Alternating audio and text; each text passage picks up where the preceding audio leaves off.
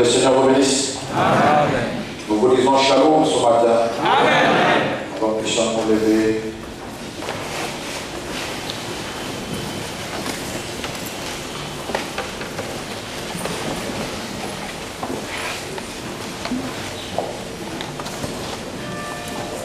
Avec nos têtes inclinées pour l'adorer ce matin. Le grand jour s'est levé, Dieu nous a visités.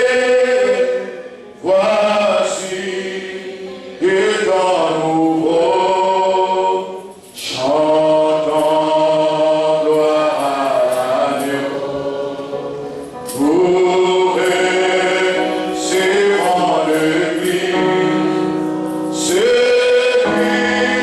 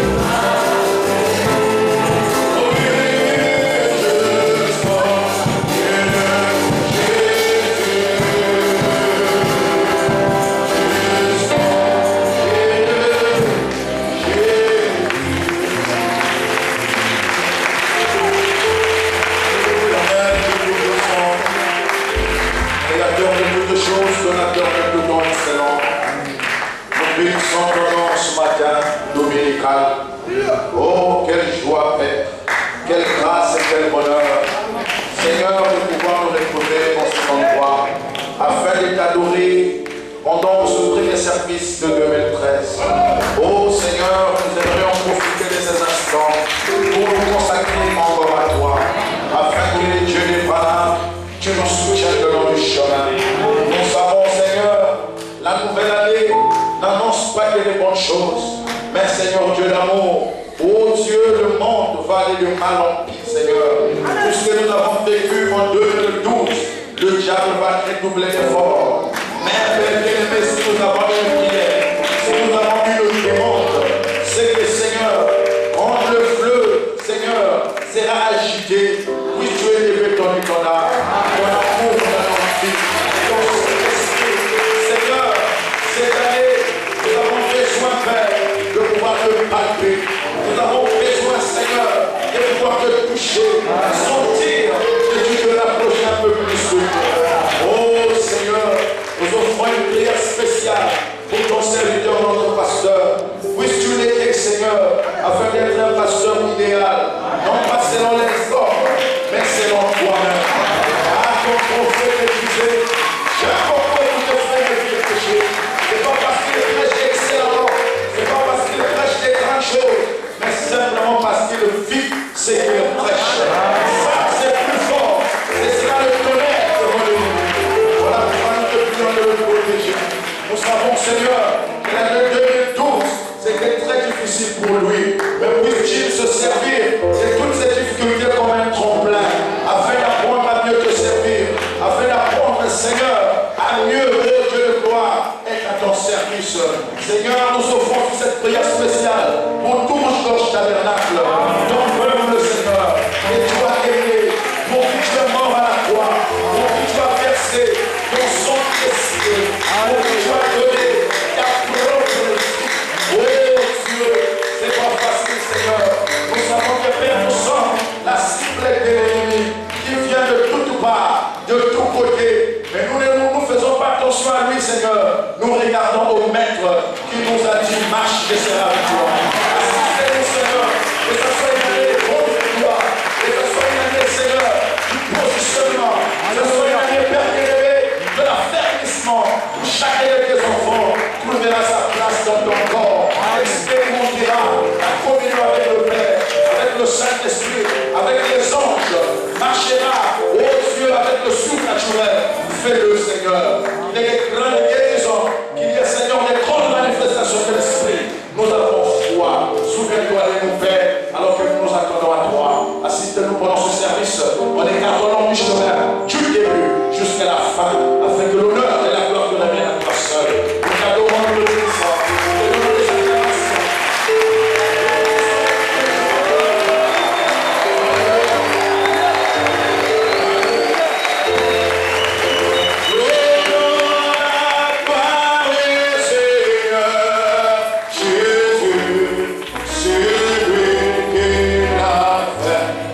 Celui qui l'a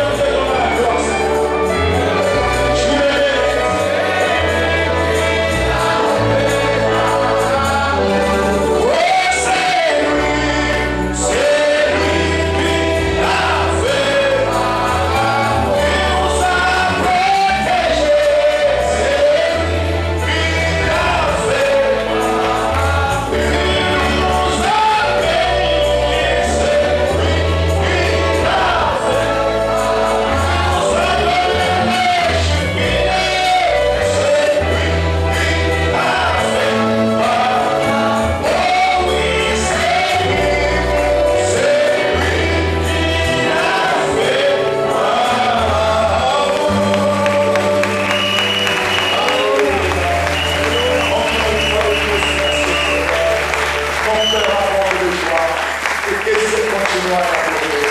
Car toi, tu es bon envers nous. Et nous croyons que tu seras encore bon. Nous regardons à toi, Seigneur. Nous te consacrons tout ce que nous sommes, et tout ce que nous devons avoir. Que nos erreurs soient pardonnées, Seigneur. Aide-nous afin d'avoir la victoire dans les combats avec nous-mêmes, dans les combats en nous-mêmes. Laisse que ta grâce nous assiste le long du chemin. Nous t'aimons, Seigneur.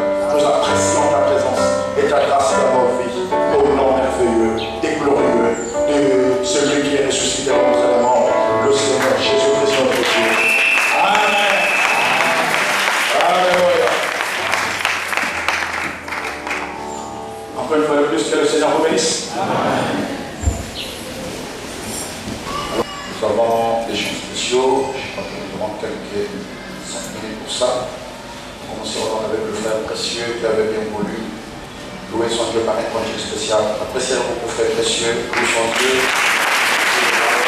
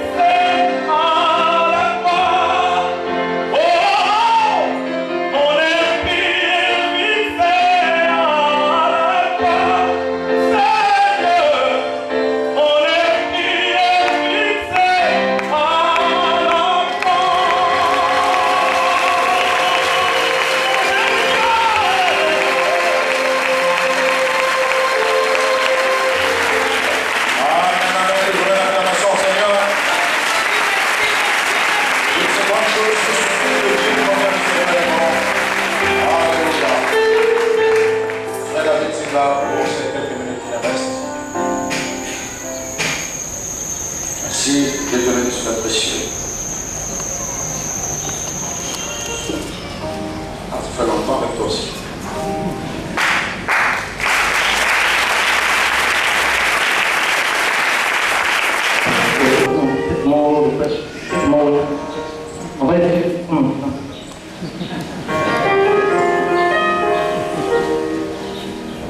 Pour 2013, on peut te dire Seigneur merci à d'autres parties de puissance.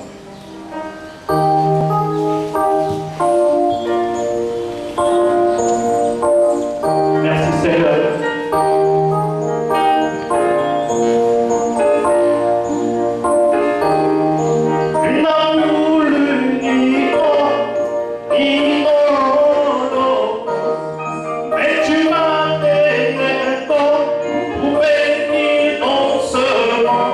Allah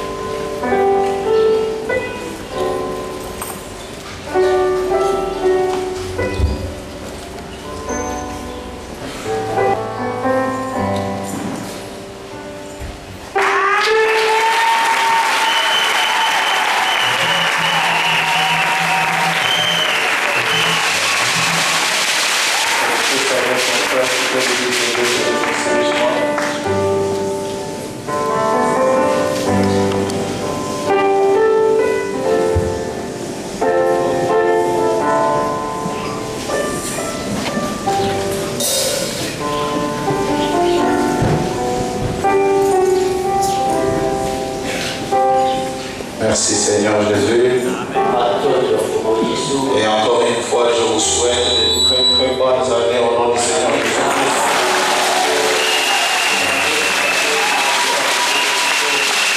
Amen. Il y a une question avant que nous puissions parler de la part de Dieu ce matin. Il y a un frère qui a posé la question si un frère, dans son inquiétude, il s'est marié avec une sœur. Et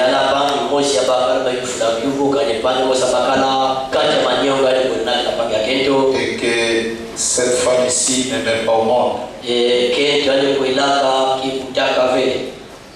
Et que celui-ci sort dehors pour aller avoir un enfant dehors.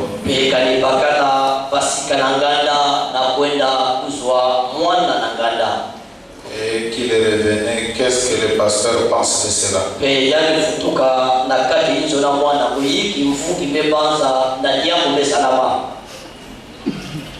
ne sais pas si c'est tenter quelqu'un ou vraiment on a besoin d'une réponse.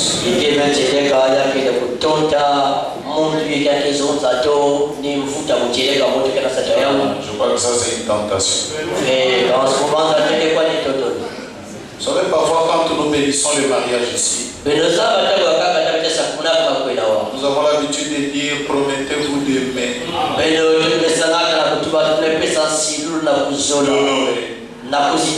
dans la maladie, dans la bonne santé, promettez-vous d'abandonner toutes les autres, de vous attacher à elle et uniquement à elle. Moi je crois que c'est là où c'est déterminant. Tu peux refuser, tu dis non, je ne promets pas.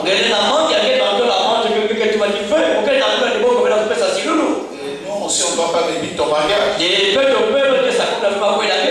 à la fin tu vas continuer ta vie comme tu veux. Mais quand tu prends la résolution d'aimer, d'honorer, chérir, dans la maladie, dans la bonne santé, et surtout que tu promets d'abandonner toutes les autres. Je ne sais pas si vous pensez que la maladie en question c'est juste le panier.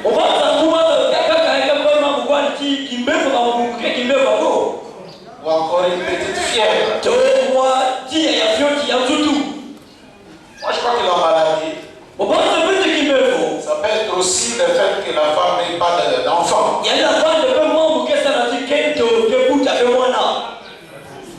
La solution ce n'est pas d'aller dehors. Celui qui le fait c'est un païen. Il n'y a pas 2 mois ça. Soyez un païen.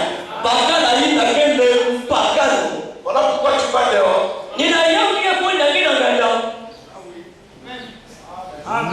Il n'y a pas à comprendre. Oh, nous comprenons parce que, comme disait un frère, vous dites ça parce que vous-même vous avez des enfants. Non, j'ai dit que la seule manière pour toi de s'attendre au Seigneur, pour que celui-ci te donne un enfant, c'est de rester pur dans la prière. Et le Dieu du ciel, qui est fidèle à sa parole, finira par te donner un enfant. Voilà la seule vérité que je connais. En dehors de cela, comprenez-moi, pasteur, commencez pour voir. Même pas moi. Là, on ne se comprend pas. On ne se comprend pas. Je préférerais encore, bien que ça ne soit pas nos habitudes, on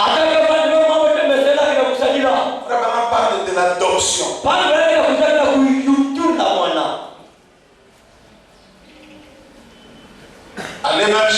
cousin.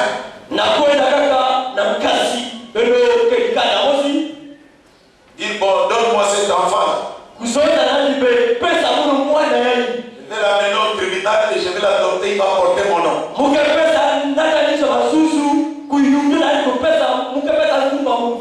L'Africain, parfois, n'aime pas des choses comme ça. Il y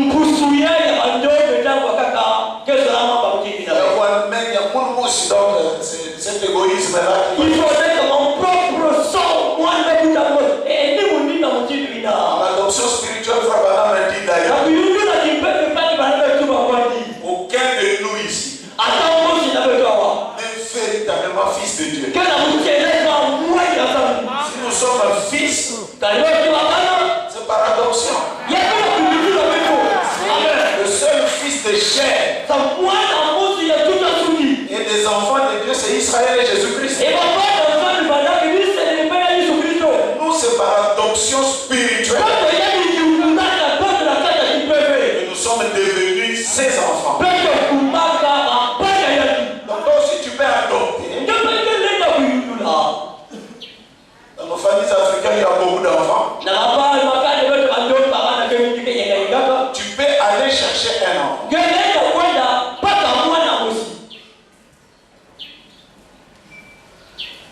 Les images de Christ, paragraphe 13. C'est juste ce qu'on dit à propos de la femme. Il peut se faire que quand elle se marie, si elle est très impatiente d'embrasser son premier petit bébé, qu'elle ne sache puisse à peine attendre.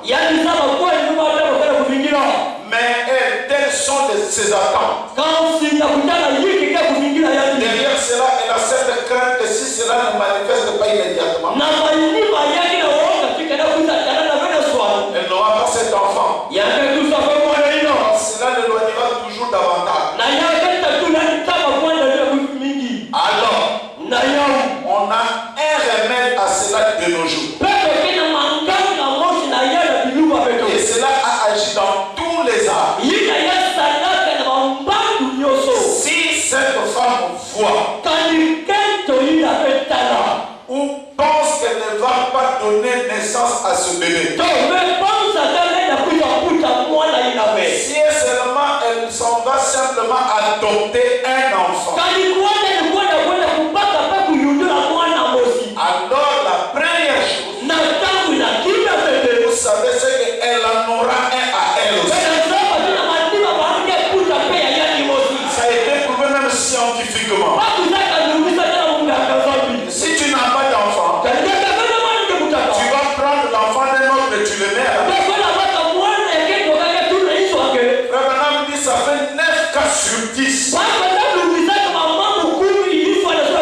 La femme finira par avoir un enfant. Tu n'as pas d'enfant et tu n'aimes pas les enfants des autres. Là, tu appelles la malédiction. Et quand je dis les enfants des autres, on ne peut pas dire que frère, tu dois aller dehors. Tu vas mener un enfant. Non.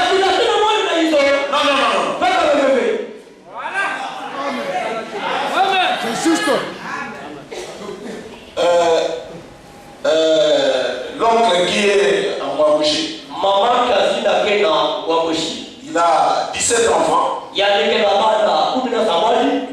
Tu peux aller là-bas lui demander.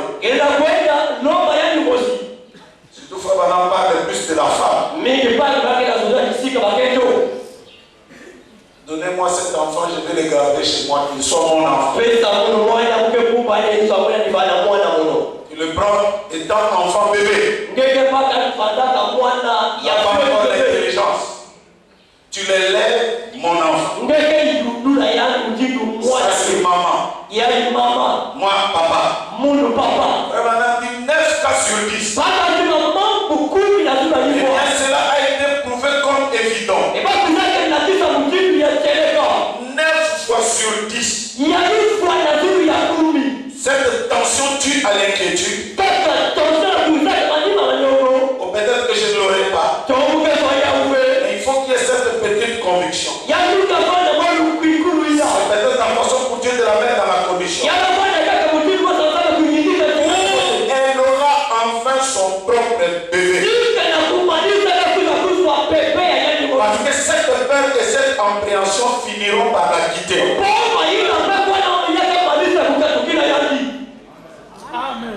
Je ne peux pas avoir d'enfant. Mais je n'ai un enfant. Je vais l'élever comme mon enfant. Vous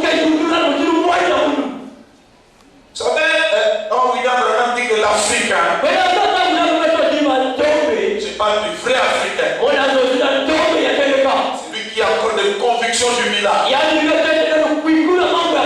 Dans sa morale, frère Branham dit qu'il a plus de choses de Dieu que le blanc. Dans des vieilles sociétés, les anciens arrangeaient parfois des choses comme ça. C'est vrai. Ils prennent un enfant, on donne, on